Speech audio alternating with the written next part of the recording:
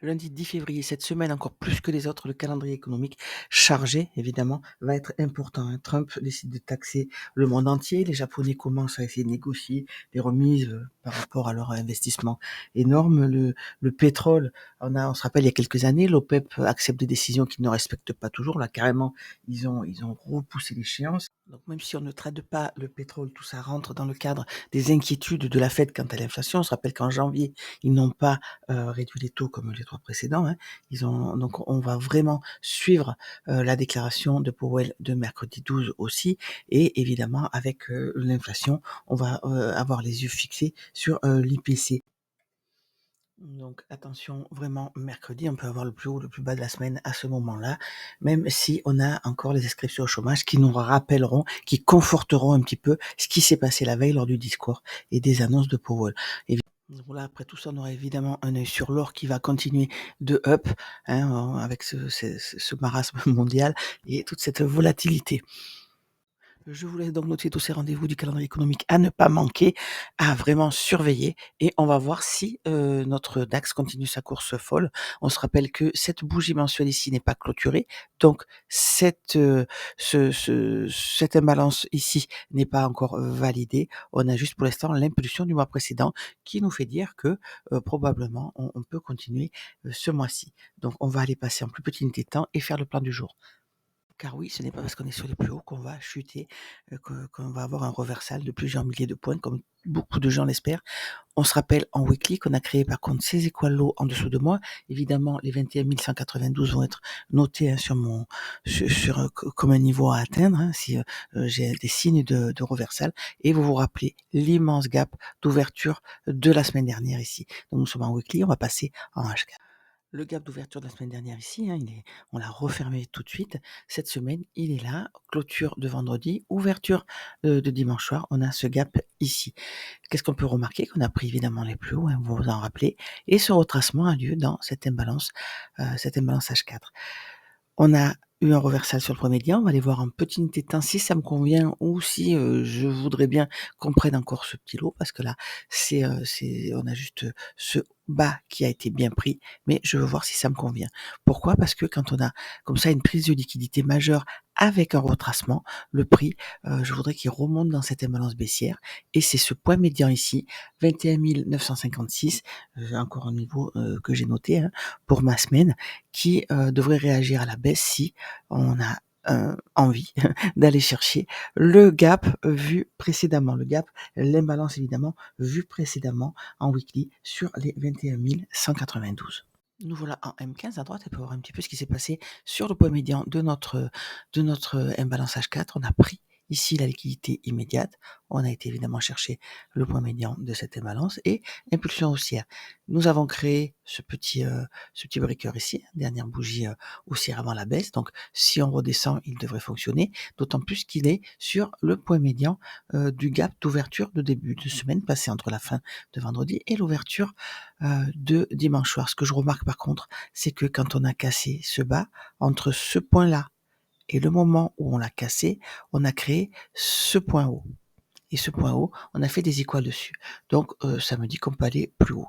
Au-dessus de nous, on a quoi? On va surveiller évidemment le point médian de cette mèche, parce que regardez, comme le prix est équilibré, on a fait un premier passage, un deuxième, un troisième, mais ce troisième passage nous a laissé cette imbalance. Vous vous rappelez, hein, le grand niveau ici, en H4? Cette imbalance-là, le point médian sur les 21 956, regardez, on a une imbalance en M15 juste en dessous. Donc on peut très bien, même si c'est par une mèche, aller revisiter ces niveaux. Pourquoi par une mèche? Parce que pour ce niveau-là n'a pas vraiment besoin d'être rééquilibré. Il l'est déjà. Donc on peut très bien buter sur, aller chercher les étoiles low et buter sur ces niveaux sans avoir besoin d'aller plus haut. Pourquoi je vous dis ça? Évidemment, parce qu'on a tendance à aller chercher le point médian en dessous du gap d'ouverture de début de semaine.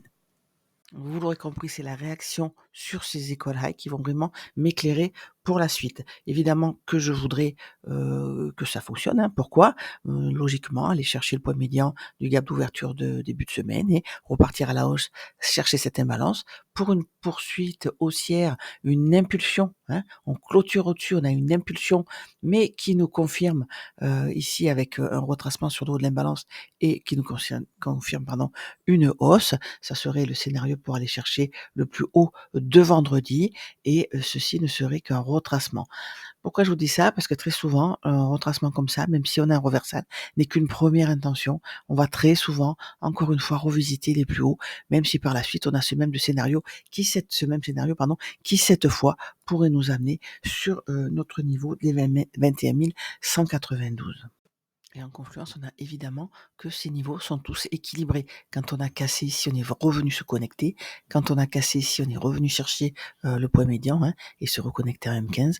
Quand on a cassé ici, on a fait pareil. On est venu se reconnecter au market lift. Donc tous ces prix sont équilibrés, hein, surtout en M15, on peut le voir. Il n'y a qu'en H4 qu'on a laissé cette imbalance.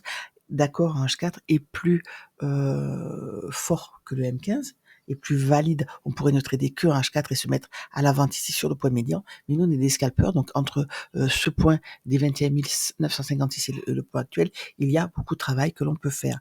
Donc encore une fois, j'aimerais bien qu'on aille revisiter le point médian du gap d'ouverture de début de semaine avant d'aller chercher ces niveaux ici pour finir à 21 956. Attention, c'est un plan, c'est une idée.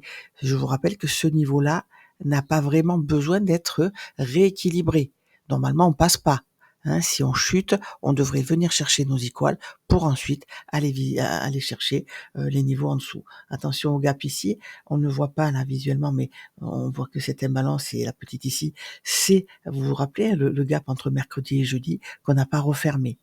Donc évidemment, ce point médian à 21 698 aussi va être un aimant à prix. Donc vous voyez, il peut se passer beaucoup de choses cette semaine, notamment avec le calendrier économique chargé. Moi, je scalpe, j'ai mes niveaux immédiats, hein. Donc la jambe qui m'intéresse, la trend qui m'intéresse, c'est la chute de vendredi pour le moment en H4. Je voudrais juste passer en premium sur ces niveaux et avoir une indication. Attention, si les bougies en M15 par exemple, en H1, si ce qui traite le H1 clôture au-dessus du point médian de cette mèche-là, attention.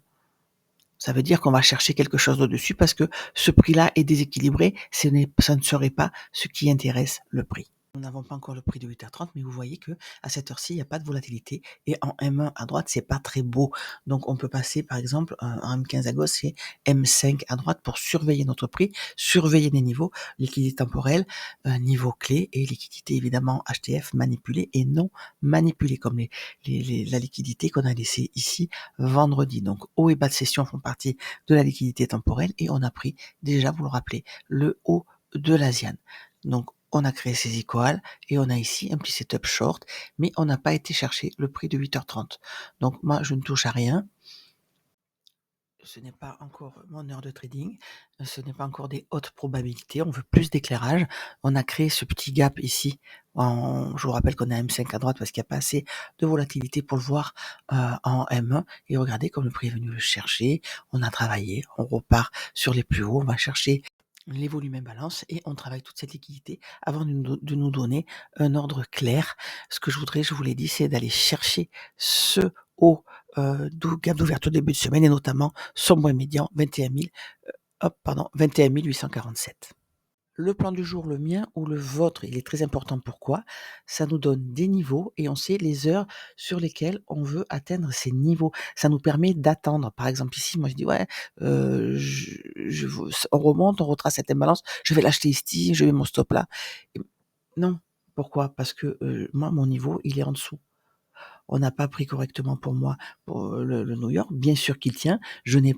Mon éclairage, je n'ai pas mon prix de 8h30. Donc ça veut dire, je ne sais pas si le 8h30 sera au-dessus ou en dessous. Pourquoi c'est important? S'il est au-dessus, il est fort probable que nous soyons haussiers et que le prix retrace dessus pour continuer. Si nous sommes baissiers, il est fort probable que le 8h30 soit en dessous le prix de minuit et à ce moment-là, on remonterait dessus sans avoir besoin d'aller chercher le New York pour poursuivre la chute. Donc voilà, il nous faut des indications et il faut être sage et attendre ces niveaux. Si on prend un stop sur ces niveaux après un setup, ce n'est pas grave. Rien n'est à 100% en trading. Par contre, si on se prend un stop parce qu'on n'a pas attendu nos niveaux, là, il faut vraiment se remettre en question et puis revoir un petit peu notre mental. Donc je vous retrouve aujourd'hui sur le Discord et je vous souhaite une bonne semaine de trading. Soyez prudents.